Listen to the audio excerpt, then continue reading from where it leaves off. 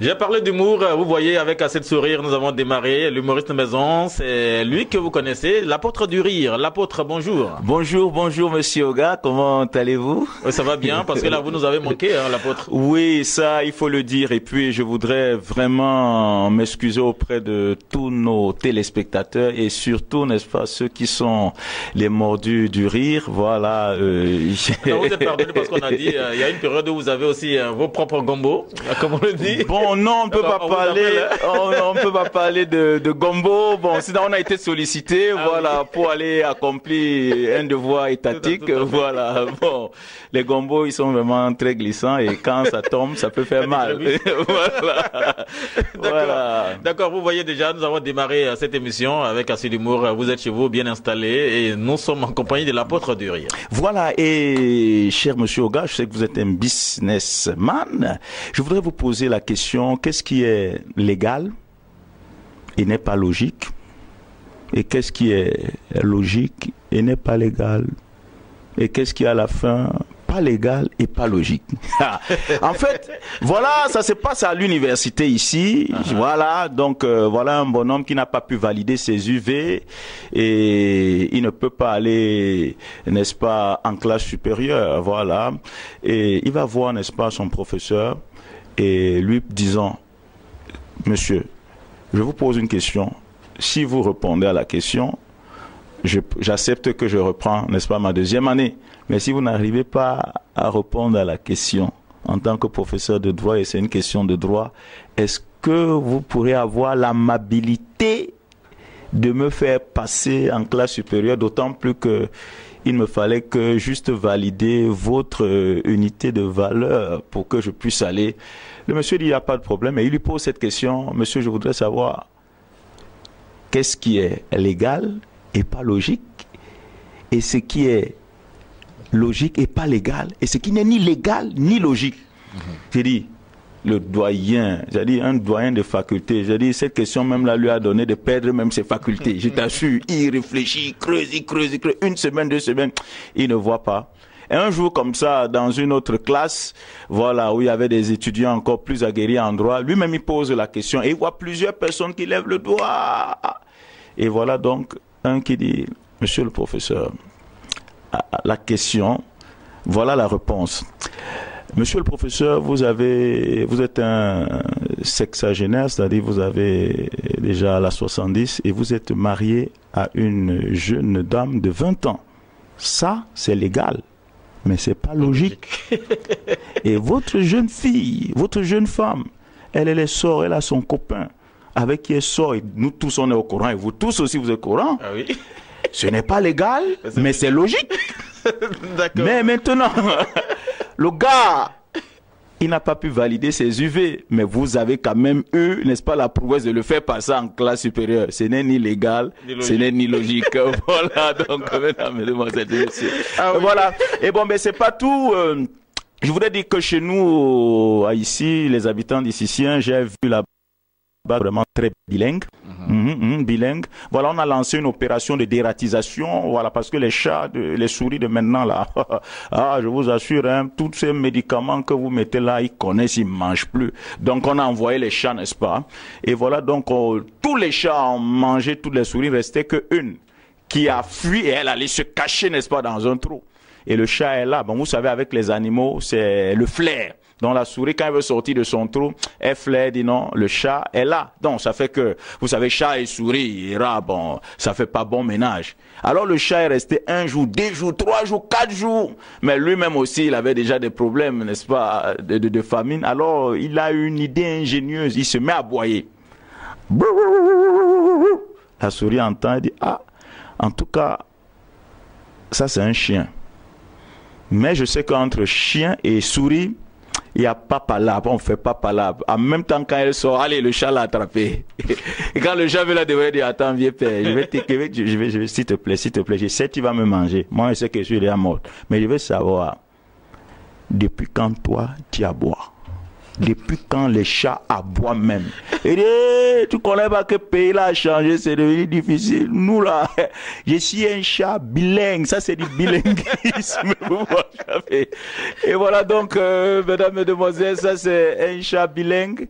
Voilà, et pour chuter, et je voudrais toujours continuer, n'est-ce pas, vous savez, dans la vie, il est très important, n'est-ce pas, d'avoir des petits animaux et tout. Il y a un monsieur qui a acheté un perroquet et puis le perroquet, avec, n'est-ce pas, cette capacité de pouvoir éduquer l'enfant et puis de surveiller l'enfant. Voilà. Et chaque fois que l'enfant ne s'exécutait pas dans les tâches, n'est-ce pas, scolaires, le perroquet, il disait, n'est-ce pas, au patron, et il lui disait que l'enfant ne travaille pas. Donc chaque fois quand il vient, et Jaco, qu'est-ce qui s'est passé à la maison? Tu vois le perroquet Jaco, petit là, il n'a pas étudié, il est têtu. Le père prend l'enfant, il chicote. Alors le petit a vu que chaque fois le perroquet le mettait dans des problèmes. Il a dit, toi là, je vais te déplumer. Il va te déplumer, puis moi, je vais te manger. Tu vas voir, attends. Ah, il a déplumé un jour le perroquet. Ah, le perroquet dans son patron vient, mais Jacob, mais où sont tes plumes? Qu'est-ce qui s'est passé? Il dit, patron, petit lard, je lui ai dit d'étudier, il a refusé. On s'est battu. C'est là-bas que j'ai perdu mes plumes. Le patron dit, hey, toi tu peux te battre avec mon fils et tout ça. Mais il a dit au petit, ce perroquet m'a coûté trop cher. Et là, tu as failli le tuer. Il a bastonné l'enfant. L'enfant, quand le papa est parti, il dit, bon, toi, je vais finir avec toi aujourd'hui. Je vais te tuer à petit feu. Il a pris, il a mis Jaco dans le congélateur. Oh, le père revient chez son perroquet, il ne voit pas. Quand il veut se désaltérer, il ouvre son congélateur. C'est alors là qu'il voit Jaco qui est pratiquement glacé là. Mais Jaco, qu'est-ce qui s'est passé à la maison aujourd'hui? Patron, pour dire vrai, devant Dieu, je n'ai rien vu. Petit là, il m'a envoyé en France. Donc vous pouvez arriver en France facilement et tout. Bon, c'est comme ça qu'on a sauvé Jaco. Voilà.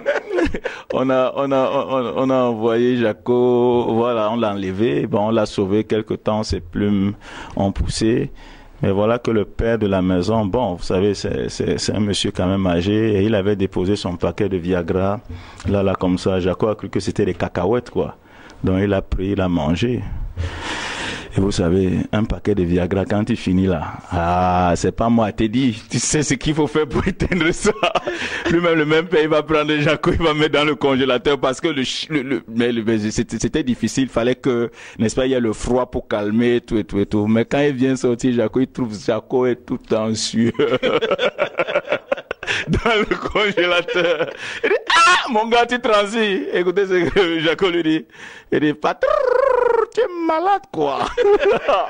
Tu crois que c'est facile, n'est-ce pas, d'écarter les jambes des poulets congelés? Ah oui, faites attention aux animaux, les animaux qui bavardent. Voilà, merci.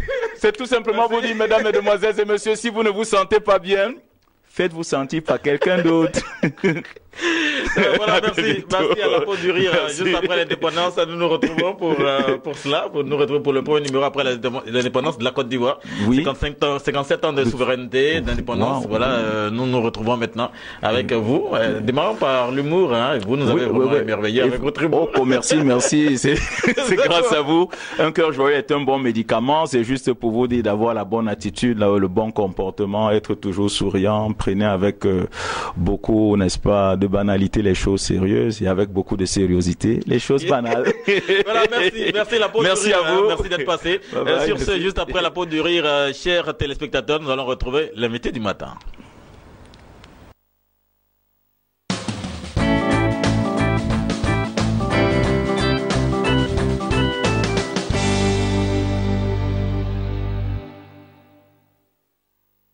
D'accord, de retour sur notre plateau, juste après le passage de notre humoriste maison, l'apôtre du rire, nous retrouvons l'invité du matin, ce n'est autre que Mr Johnny. Mr Johnny, artiste de talent, appartenant à un orchestre. L'artiste est vu déjà prêt pour sortir un album et il sort un album solo, mais il ne quitte pas son orchestre. Johnny, ouais. Bonjour. Bonjour. Merci d'être là. Merci beaucoup, merci. Mr Johnny, ouais. L'appellation Mr Johnny, c'est venu comment? Mr Johnny est tout simplement venu du nom en français Jean, qui est mon nom de baptême. D'accord. Maintenant, à cause des pianos bas qu'on a fréquenté, et puis je m'exprimais aussi un peu bien en anglais. D'accord. Donc Jean qui est devenu John. Voilà. Donc c'est comme ça qu'est venu Mr Johnny. Mr Johnny. Ouais. D'accord, la musique, vous, ça date de combien de temps, Mr Johnny? La musique, moi, ça date de, je dirais peut-être 14 ans. 14 parce ans. que j'ai commencé en 2002, non, 2002 précisément dans les chorales. D'accord. Et c'est après en 2003 que je suis venu à Bujan. Parce que j'étais finaliste à un concours de ce pays-là. De chant, voilà, de chant. Organisé par une chaîne de télévision une société, d'accord. de ce pays. Donc du coup, c'est après cette finale que j'ai opté pour faire podium. D'accord. Donc quand je calcule, c'est une histoire d'au moins 14 ans. 14 ans, ouais. Et vous avez participé à Podium? Oui, j'ai participé à Podium en 2004. 2004. J'ai été finaliste avec le groupe Famille de Toumoudi. D'accord. Malheureusement, nous sommes arrivés en finale et nous sommes terminés 3e. D'accord, la musique, qui vous inspirez à opter pour la musique? Qu'est-ce qui vous a inspiré? La musique, en fait, j'ai ça dans le sang parce que moi-même déjà, ma mère, elle était chanteuse. Donc le truc, il est là il y a longtemps. Mais je veux dire que c'est parti depuis la chorale. D'accord. Voilà. J'aimais bien chanter à la chorale, j'aimais voir les hommes de Dieu, les chants de Dieu chanter. Et c'est comme ça que le truc s'est réveillé en moi. Voilà. Donc c'est partant de là, comme j'aimais bien chanter, j'aimais bien interpréter. Donc je veux dire que c'est le truc, il est né dans l'interprétation. Voilà. D'accord. Mr Johnny a appartenu à plusieurs orchestres. Bien sûr. On peut voir les noms de ces orchestres. Magic Groove, Alliance Groove, l'orchestre du Nangélé. De papa feu papa Wampierre. Celui-là même qui m'a formé pendant 2 ans. Arafat. Voilà, le père Arafat. Et il y a eu aussi l'orchestre d'abord du Nangélé. Il y a eu l'orchestre de l'Hôtel Ivoire, au hall de l'Hôtel Ivoire. L'orchestre aussi de Sofitel, aujourd'hui devenu Pullman. Voilà, donc l'orchestre du Brasero. Il y a eu plusieurs orchestres. Plusieurs orchestres auxquels vous avez appartenu. Justement. Et là, c'était pour vous former. Est-ce que vous pensiez un jour faire une carrière solo après les différents orchestres? Le truc, je l'avais déjà mûri à longtemps. Pour moi, les orchestres, c'était une bonne école. Donc, je suis allé à l'école du live. Donc, le projet, il était déjà là. Je me disais que tôt ou tard, un jour, il fallait que je mette un album sur le marché. Et je pense que c'est ce qui est arrivé. Voilà. D'accord, nous parlons, vous avez parlé d'album. L'album s'intitule Dieu seul sait. Ouais. Et l'album est là, Dieu seul sait. On va dire pourquoi cette appellation, pourquoi cette nomination de ce premier album. Dieu seul sait parce que c'est Dieu qui prévoit toutes choses en son temps. Voilà. Après des années passées dans les pianos bas, dans les cabarets, je n'avais pas de producteur. Et le talent, il était là, il y a eu beaucoup de promesses. Et l'inspiration est venue comme ça pour moi, que Dieu seul sait quand le truc va exploser. Donc, pour moi, c'est Dieu qui a voulu que cet album-là naisse aujourd'hui. D'accord, vous avez sorti un album de 8 titres. 8 titres. Et vous avez choisi quel genre musical sur cet album? Sur cet album, c'est le Zouglou, parce que le Zouglou, ça vient de chez moi. Voilà, c'est mon identité. Donc, je pense que je m'exprime mieux dans le Zouglou. Donc, voilà pourquoi j'ai fait un album Zouglou. Voilà. D'accord, sortant cet album-là de 8 titres baptisé Dieu seul sait. Ouais. Vous savez, dans l'actualité, il y a plusieurs artistes ou encore plusieurs groupes zougloutiques qui font déjà parler d'eux. Ouais. Est-ce que vous n'avez pas peur de sortir un album là, tandis que d'autres déjà font parler d'eux sur l'échiquier musical ivoirien et international? Je respecte tous les autres artistes. Déjà, pour moi, la musique, c'est pour tout le monde. Il y a de la place dans le showbiz ivoirien. Voilà, je respecte le talent de tout le monde, mais je me dis que c'est une façon pour moi de participer à la chose, à l'évolution de la musique ivoirienne. Donc, c'est pas une histoire de peur, mais je respecte seulement tout le monde. Et je veux bien, de parler de mes fanatiques, me faire une place dans le milieu du showbiz. Voilà. D'accord, vous êtes avec nous et l'album est là également. Est-ce que vous, devant les téléspectateurs qui nous regardent, vous êtes fiers de cet album que vous avez sorti? Je suis fier de cet album parce que pour moi, je pense que j'ai peut-être bien travaillé. mais c'est à découvrir. Donc j'invite tout le monde à payer cet album, à payer le CD qui n'est qu'à 3000 francs. Donc je me dis que j'ai fait l'essentiel. J'ai fait l'essentiel, c'est le résumé des années que j'ai passées dans les pianos bas. Donc j'invite tout le monde à découvrir cet album. D'accord, nous parlons maintenant d'économie par rapport à cet album. Vous, Mr Johnny, oui. Vous apparteniez à un orchestre. Vous êtes toujours dans l'orchestre ou il y a une séparation définitive? C'est pas qu'il y a une séparation, je ne fais plus partie, je vais dire partie intégrante, mais de toutes les façons, nous sommes toujours ensemble, nous sommes des frères, on s'appelle, on papote. Quand il y a lieu de donner un coup de main, bon, on échange en fait. Voilà, donc je veux dire que la sympathie est toujours restée. Voilà. D'accord, parlons d'économie comme je l'ai dit. Vous, lorsque vous étiez avec cette formation ou encore cet orchestre-là, le plus petit cachet que vous avez quand vous avez commencé s'élevait à combien? Je dirais, quand on a commencé, en toute franchise, je dirais 100 000 francs. 100 000? Oui, 100 000 francs. Comme plus petit cachet? Comme plus petit cachet, 100 000 francs. Et le plus gros cachet? Ça dépend, les plus gros cachets, souvent 300, souvent 400 000. 400 000? Voilà. Mais je veux dire, quand on débutait, il y avait quand même un cachet standard à 100 000 francs. 100 000, voilà, d'accord. 100 000 francs. 100 000 ou rien? On dirait. Et c'est cela. En toute chose, comme il y a des exceptions, voilà, donc souvent ça dépend. Peut-être donner un coup de main, peut-être à un parrain, à un vieux père, on peut prendre peut-être 80 000 ou bien 70 000, ça dépend. Parce qu'il n'y a pas que l'argent aussi dans la vie. Il y a la relation qu'il faut privilégier.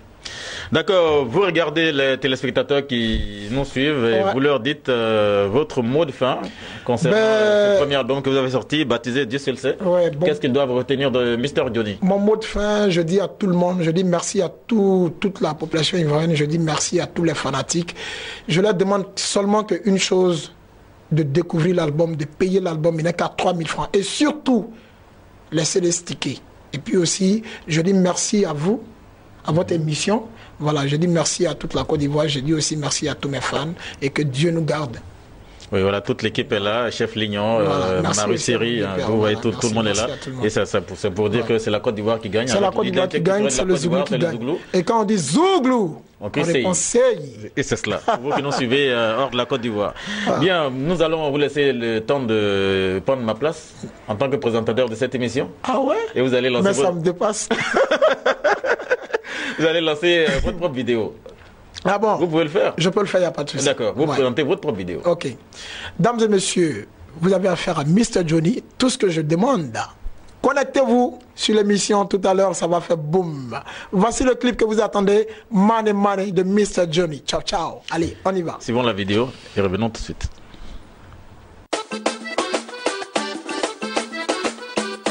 On parle en rien, mais l'argent c'est l'argent. C'est le nerf de la vie. Money, oh, money, money, oh, money, allez, money, oh, on est Morika, on est Nipegrine, yeah, oh, c'est vrai, il n'y a pas que l'argent dans la vie.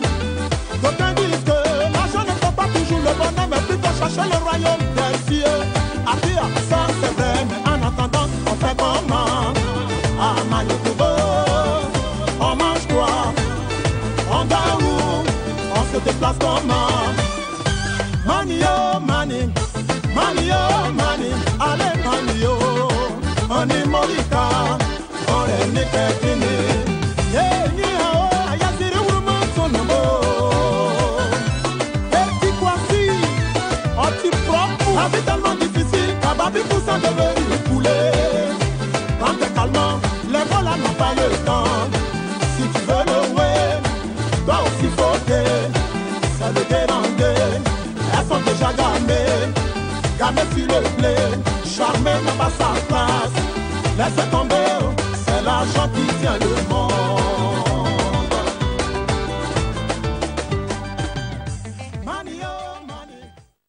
Bien voilà, juste après cette belle vidéo de notre invité du matin, Mr Johnny, nous revenons sur notre plateau pour nous entretenir avec notre spirituelle maison, on va le dire ainsi, pour cette chronique que vous aimez bien, Conseil Spirit. Nous sommes avec M. Sompoï Doué. M. Sompoï, bonjour. Bonjour Sylvain. Avec assez de plaisir, nous vous retrouvons encore ce samedi. Oui, bien sûr. D'accord, parlons des vacances, hein, puisque là nous venons juste de sortir de la 57e anniversaire de notre pays. Donc nous sommes avec vous pour parler un peu de cet anniversaire-là, un peu, vous qui avez connu le temps des indépendances. Oui, bien sûr, bien sûr. La différence d'il y a jusqu'à maintenant avec ces 57 ans. Oui, dans les années 60, nous, on était petits, on nous donnait des drapeaux. Ce que j'ai retenu, c'est qu'à l'époque, on fait monter un poteau là, et puis on met du savon dessus, puis on met des ballons, des jouets en haut, pour qu'il faut glisser pour réussir à atteindre, pour pouvoir choisir ce que tu veux. Ben, c'est pas facile. Hein. Oui, à tout moment, tu es au sommet, au moment de toucher, tu glisses, tu reviens. Vous dites que cette 57e année d'anniversaire de notre pays, c'est aussi assez de souvenirs. Beaucoup de souvenirs. Et nous sommes là aujourd'hui avec assez de plaisir, juste après cette 57e année. Voilà. C'est une bonne chose parce qu'on a souhaité même que tous ceux qui sont à l'extérieur de la diaspora de venir en vacances pour pouvoir fêter cette journée mémorable de l'indépendance de chaque pays africain. Oui. Mais d'autres ont peur de venir. Ceux qui sont venus aussi, actuellement, il y a des réalités qui se passent. Oui. Oui, parce qu'il faut que moi, vu cette réalité. Nombreux sont ceux qui sont rentrés pour fêter l'anniversaire. Oui, ils sont venus fêter. Bon, il y a parmi eux, il y a d'autres qui s'élèvent quand ils viennent fêter. J'ai dit non, c'est le pas comme ça, vous venez fêter. Il faut s'apprêter. Je prends le cas d'une dame, il n'y a pas d'actualité, une dame qui est venue des États-Unis. Elle est venue dans une région pas loin d'Abidjan, il n'y a pas dit. Et elle est venue, il restait 3 jours pour finir ses vacances. Et puis elle a piqué un cri de folie. Elle a commencé à parler l'anglais, elle est venue des États-Unis, elle a commencé à parler l'anglais aux villageois là. Elle va de porte en porte, elle tu vois? Et c'est devenu folie. Pourtant, elle doit aller, 2 jours après, elle doit prendre son avion pour retourner aux États-Unis. Et c'est son frère qui est dans un autre pays européen qui m'a appelé pour dire, ah voilà ma grande soeur qui a un problème, ma petite soeur au moins qui a un problème, elle est venue en vacances. Pour revenir maintenant, elle ne peut pas changer de billet, mais elle est devenue folle subitement.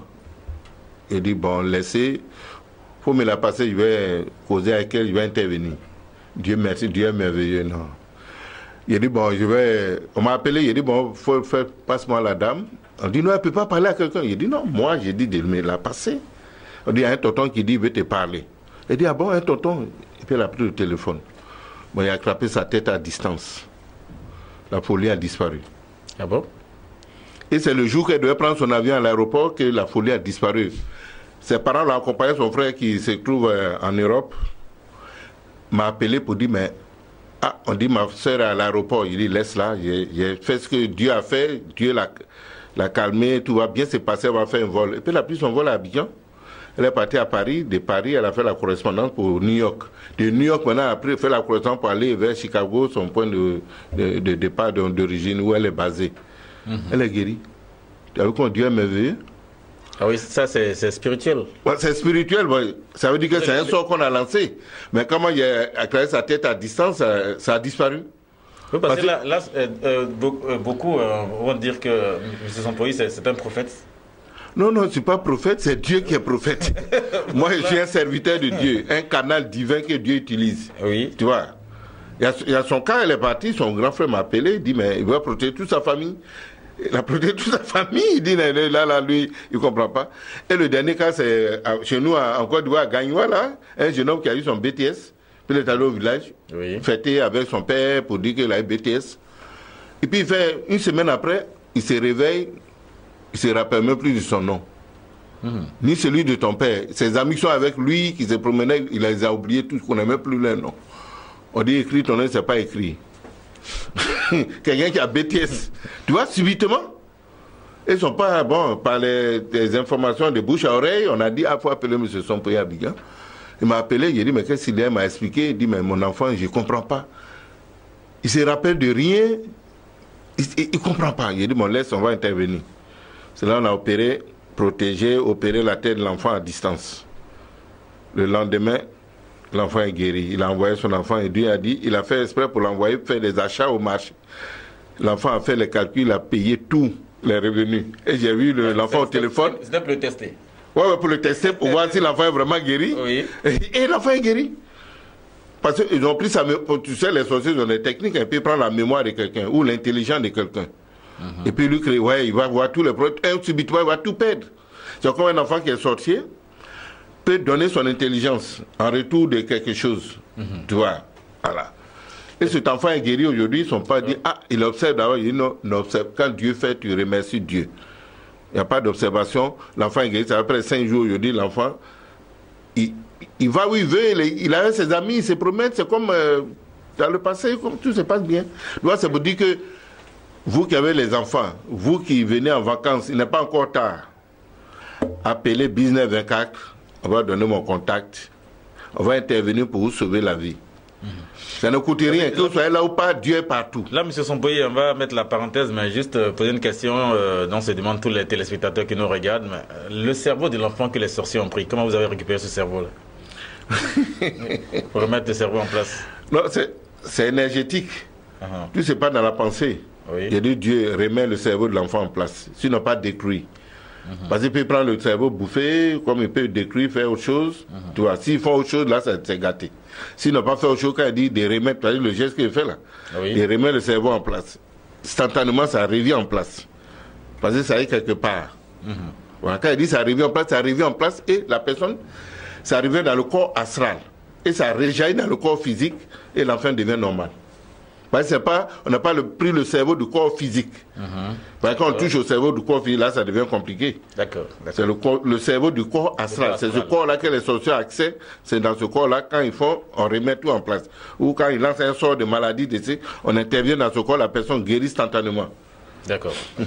Donc à vous, les vacanciers qui nous regardez, c'est simple, hein, vous appelez Business 24 Africa, les numéros qui s'affichent au bas de l'écran, vous prenez ces numéros, vous appelez et vous aurez M. Sompoyi Doué pour vous aider à vous protéger spirituellement parlant. N'est-ce pas, et à passer de bonnes vacances. Bonnes vacances. Parce que tous ceux qui vont essayer. Ouais, il peut aller.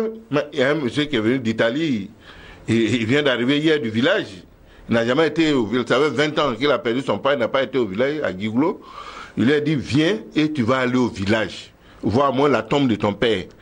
Il dit, son pays, comment tu... Parce que là, vraiment, on m'a prévenu. Quand il est arrivé à Abidjan, on l'a appelé du village pour dire, petit, il ne faut pas prendre des risques. Il a dit, mais moi, je t'ai dit, va au village. Il est parti, il a fait 10 jours. Il est venu hier, il doit prendre son avion demain. C'est tout. Moi, il lui a dit, celui qui s'amuse avec lui, c'est un homme mort. Qu'il soit sorcier, soit féticheur, soit marabout, n'a rien, c'est un homme mort. Il a dit, c'est un homme mort, vous qui nous regardez. Non, moi je le dis, celui qui dit c'est faux, on me voit, non? D'accord. Celui qui me voit, il sait comment je suis. Présentement, quand je le dis, il change, il change en moi. Finalement, M. Lignon a commencé à prendre votre mot. Hein. C'est un homme mort. Non, c'est comme une personnalité qui me disait, mais, quand il parle comme ça, il ne dit pas celui qui vous a tête un homme, il dit, mais tu n'as même pas parlé aujourd'hui, il m'appelle. J'ai parlé, il dit non. Mais le slogan, c'est pas un slogan, mais c'est comme ça se passe. Le sorcier qui vous attaque ou le féticheur qui vous attaque est un homme mort. D'accord. Merci, M. Sompoyi. Quelque chose encore à ajouter? Non, c'est pour dire que vraiment, tout le monde est venu. On passe les bonnes vacances. Venez passer les bonnes vacances. Ils peuvent venir. S'ils veulent venir, ils n'ont qu'à venir. Ils n'ont qu'à venir pour que, au moins, vous avez vu les boîtes, les espaces de la musique, tout est rempli là. Les jeunes viennent. Mais pensez, parce que quand vous venez vous distribuer les zéros, les dollars, parmi tous ceux à qui vous donnez là, s'il y a un sorcier dedans, il va chercher à vous nuire après. Bah, le sorcier, lui, n'est jamais satisfait. Lui, il ne veut pas réussir, mais il ne veut pas que quelqu'un d'autre réussisse. Ah oui, tout à fait. Il y a d'autres qui ont leur argent, il ne veut pas dépenser, il garde ça. Mais celui qui vient leur donner un peu, il prie pour eux, lui, pour qu'il ait encore plus, pour leur donner encore plus. Mais non, quand c'est un sorcier, là, il faut détruire. Où il a enlevé, là, ils vont tout gâter. Et puis quand il retourne là, tous les problèmes vont commencer. Voilà. Lui, ils viennent, on les protège, ils vont passer des bonnes vacances, retourner sains et saufs. D'accord, merci encore à vous, M. Sompoyi Doué, d'être passé sur ce plateau de Business Matin Week-end pour ce nouveau numéro, pour cette semaine ou encore ce mois d'août. Merci à vous, c'est ce que nous vous retrouverons le week-end prochain. Ok, si Dieu le veut. D'accord, merci à vous, Sompoyi Doué, pour cette chronique Conseil Spirit. Nous allons sur ce terminer avec la dernière chronique de cette émission, c'est le show business qui s'installe.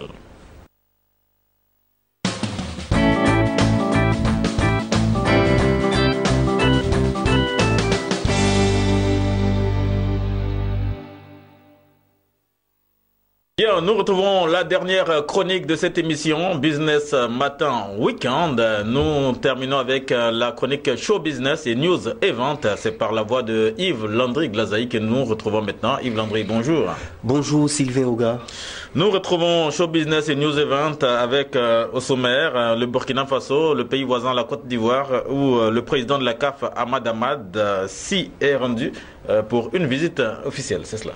Et deuxième point, nous revenons chez nous en Côte d'Ivoire où le fils de Dja, Kadim, que vous connaissez bien, est ambassadeur et il a été préféré par rapport à Alpha Blondy et Tiken Jah, nos régiments nationaux. Nous parlons bien sûr de notre pays, toujours en Côte d'Ivoire. Petit Denis qui se convertit bien sûr à l'islam. Oui, tout à fait. Nous allons ouvrir le bal de cette chronique par le Burkina Faso, notamment Ouaga. Et il s'agit de football. Alors, l'homme d'affaires, le tout-puissant Ahmad Ahmad, le président de la CAF, de la Confédération africaine de football, a rendu une visite de courtoisie, voilà, une visite de courtoisie au Burkina Faso. Et selon nos sources, il a été reçu par le président de la République ainsi que par le ministre des Sports. Alors, nous avons un peu faire bouger nos différents micros. Il paraît que le Burkina commence à se positionner déjà et souhaiterait organiser déjà une Coupe d'Afrique des Nations. Donc voilà pourquoi depuis peu le nouveau président de la CAF, le malgache Ahmad Ahmad, a multiplié ses visites vers le Burkina Faso. Et donc voici un peu le deal qui se prépare du côté de Ouagadougou. D'accord, juste après le Burkina avec le président de la CAF, Ahmad Ahmad, nous allons revenir chez nous en Côte d'Ivoire, la terre de Burni, pour parler bien sûr du fils de Dja, Kadim, qui est nommé ambassadeur au détriment bien sûr d'Alpha Blondy et Tiken Jah. Tout à fait, en Côte d'Ivoire, pour la nouvelle campagne mondiale Osons le courage, le fils de Dja, Kadim, aurait été choisi comme ambassadeur par Amnesty International devant ses aînés Alpha Blondy et Tiken Jah.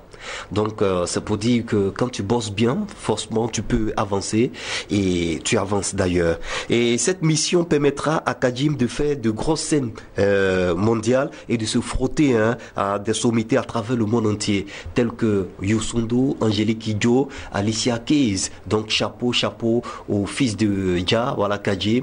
Et on espère que tout ira bien pour lui. Bon vent à Kadim. Voilà, nous restons toujours en Côte d'Ivoire, Yves Landry Glazaï, et la Côte d'Ivoire, c'est bien sûr Petit Denis que nous retrouvons. Nous rappelons que l'artiste s'est converti à l'islam. Oui, tout à fait. En Côte d'Ivoire, Petit Denis que tout le monde connaît, Denko si vous voulez, l'artiste zouglou ivoirien Petit Denis, connu pour ses talents musicaux, mais aussi pour ses frasques en dehors de l'arène musicale. Donc Petit Denis a changé un peu sa vie, il s'est converti à l'islam, il est devenu musulman. On ne sait pas pourquoi est-ce qu'il a choisi de devenir musulman, mais selon nos sources, lorsque nous avons pu joindre quelques contacts, ils nous ont dit simplement que Petit Denis est devenu musulman parce qu'il veut trouver son vrai chemin. Il est un peu perdu dans le gotha du showbiz, puisqu'on sait que c'est un grand consommateur de la drogue entre griffes. Voilà, Petit Denis même qui a suivi plusieurs interventions, mais sans succès. Voilà, sans succès. Donc Petit Denis est devenu musulman. On espère que Allah permettra à Petit Denis de retrouver son vrai chemin. D'accord, merci Yves Landry et Glazaï, merci à vous chers téléspectateurs de nous avoir suivis pour cette émission Business Matin Weekend, cet autre numéro. Nous avons été très heureux d'avoir ces nouvelles fraîches-là de votre part dans cette chronique Show Business et News Event. Merci Sylvain Oga et bon week-end à tous ces millions de téléspectateurs. Le Business 24 bien sûr. Voilà, nous profitons pour également saluer Micheline Beda et Ariane Touré qui n'ont pas pu être sur notre plateau parce qu'elles ne se portent pas bien. Le week-end prochain, vous les retrouverez sur ce plateau de Business Matin Week-end et bien de choses également à Miss Kodjo Marie Charlène Antoinette qui nous regarde et qui aime bien cette émission. Mesdames et messieurs, d'ici là, portez-vous bien et surtout, n'oubliez pas de sortir couvert.